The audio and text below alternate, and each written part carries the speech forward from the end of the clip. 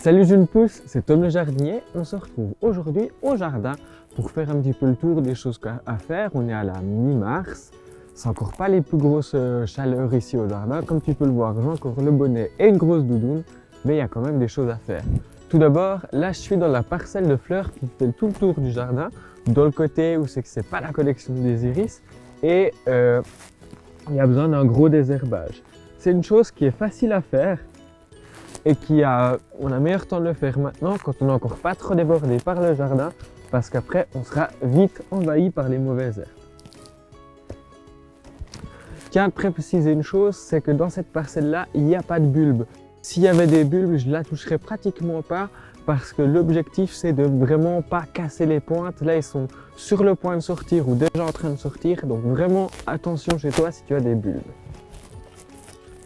Donc là j'ai des lupins qui font des belles fleurs en épi. Côté potager, j'ai fait quelques semis de côtes de bête. Ouais, elles datent de l'automne l'année passée, je vais t'avouer la vérité. Je les ai un petit peu oubliées sur mon balcon et c'est le moment de les planter. Donc je surveillerai bien la météo ces prochains jours. Si je vois qu'il y a des gros froids qui arrivent, eh ben, ça sera un petit paillage pour leur éviter le gel.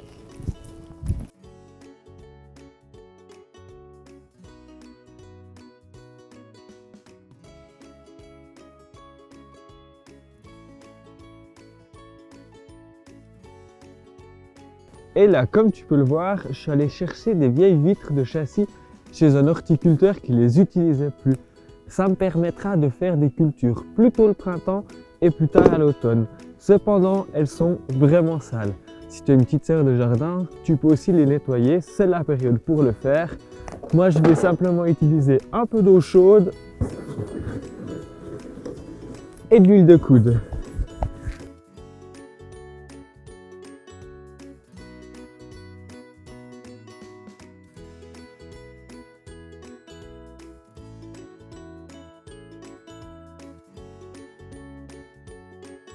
Si tes vitres sont trop sales, n'hésite pas à utiliser du savon.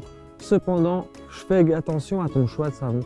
Dis-toi que l'eau qui va tomber de ta serre, par exemple, se retrouvera directement dans ton jardin. Je te conseille donc un savon le plus naturel possible pour ne pas que ça se retrouve dans tes légumes. Voilà, tu sais maintenant tout ce qu'il y a à faire en cette semaine pour le potager. On se retrouve mardi pour une prochaine vidéo. Je te rassure, on sera au chaud. Là, il commence à faire vraiment froid. D'ici là, bon jardinage. Ciao, jeune pousse!